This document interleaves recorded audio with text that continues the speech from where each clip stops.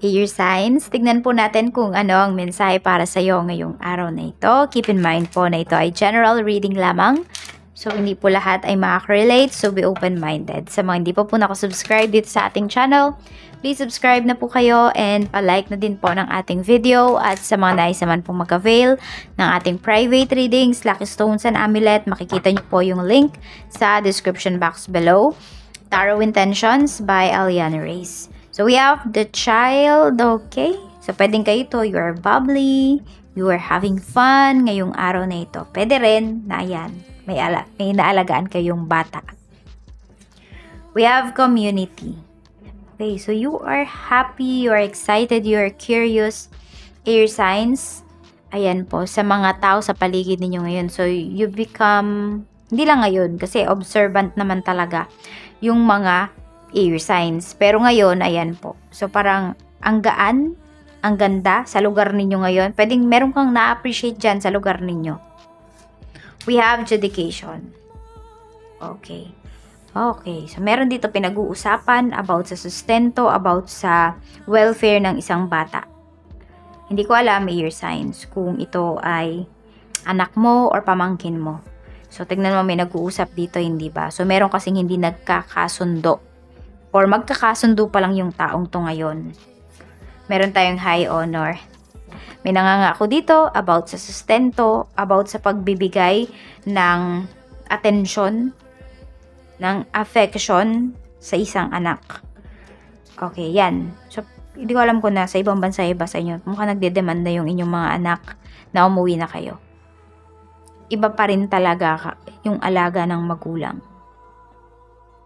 Kahit sabihin natin na okay yung community, na yung iba sa inyo, parang, actually, ewan ko, naiiyak ako, yun yung nararamdaman ko, na-overwhelm ako sa nararamdaman ko. So, yung iba sa inyo, mukhang meron kayong problema regarding sa anak. Ayan po, anumang aspect yan, no, ng life ninyo. Pero ito, about sa anak, yung nangyayari. So, hindi ko alam kung buhol-buhol na ba yung problema ninyo pagdating sa anak ninyo. Or could be mother-daughter, mother-son, or father-son, father-daughter relationship ito. So, parent and child relationship. Yan, mukhang pinag-uusapan siya. At kailangan po talagang pag-usapan. Kailangan i-address. Kasi mga bata ang, naapektuhan dito. So, tignan natin kung ano pa yung mensahe. Mukhang medyo, madamdamin yung iba sa inyo ngayon. Tignan natin. Basta usapang anak. Ano kayo dyan? Tiklop kayo dyan. Air signs. Talagang ilalaban po ninyo. Meron tayong the grave. Nakikita ko din dito yung iba po sa inyo. Pwede na pinangakuan ninyo yung mga anak ninyo. Kunwari, mataas yung grades nila. So, ayan. O, dapat sundin mo yan para walang magtampo. Death, sadness, mourning. Meron naman dito. Hindi ko alam kung nawalan ba kayo ng anak. Ayan. Kasi nalulungkot pa rin yung iba sa inyo. Or pwedeng ito po ay hindi physical death. Kung hindi, pwedeng emotional na detachment ng inyong mga anak sa inyo. Sabi ko nga, pwedeng meron kayong problema sa inyong mga anak. Or baliktad, baka kayo to sa parents ninyo. The heart, love, charity, forgiveness. Ayan. So, meron talaga nagtatampo sa'yo dito, nagagalit sa'yo. Pwede hindi talaga kayo okay. Sabi, okay. Reward, pleasure, flattery. So, ito naman, kung meron nga pag-uusap sa barangay or kung sa korte man ito, yung mapagkakasunduan is nakikita ko naman na magiging happy po kayo. Satisfied kayo sa kakalabasan nung pinaglalaban ninyo, air signs. Yun yung pinapakita dito sa atin. Ayan.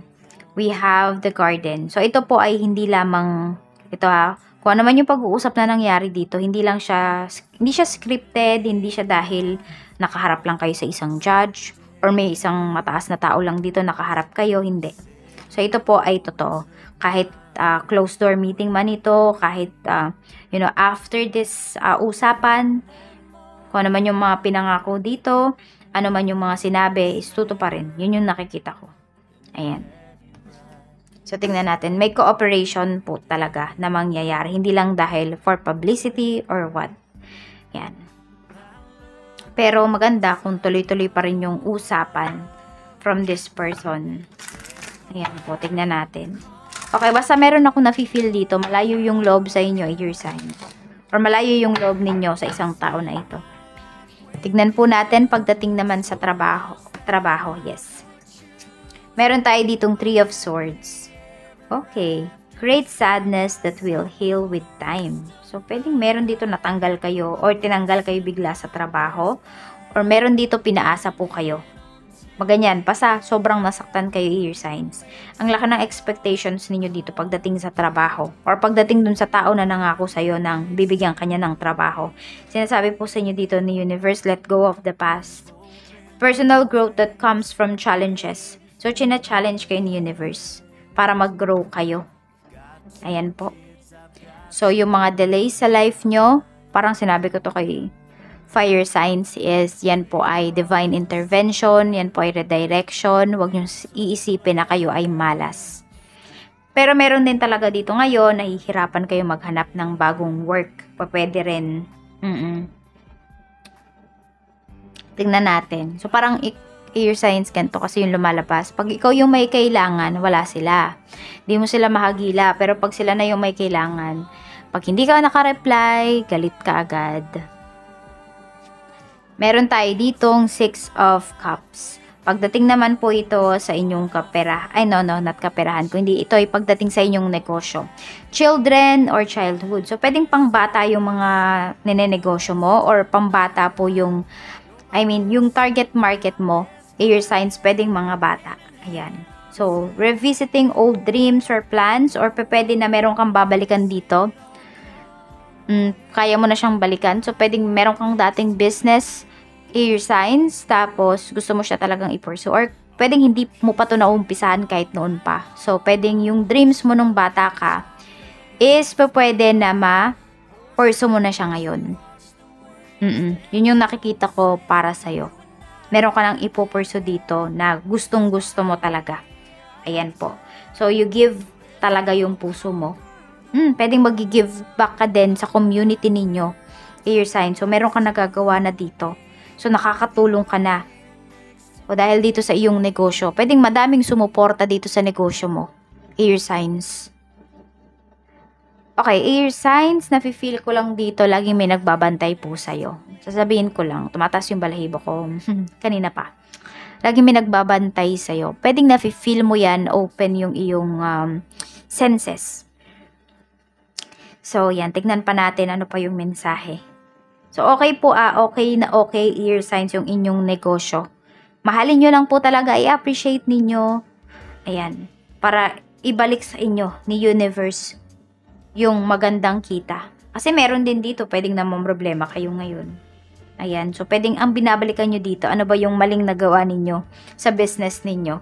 Ayan, so maybe you should give back to your community. Meron tayo ditong Page of Pentacles. Scholarly, cheerful, dependable, mischievous. Time to get to work. Ayan, so may offer sa'yo dito.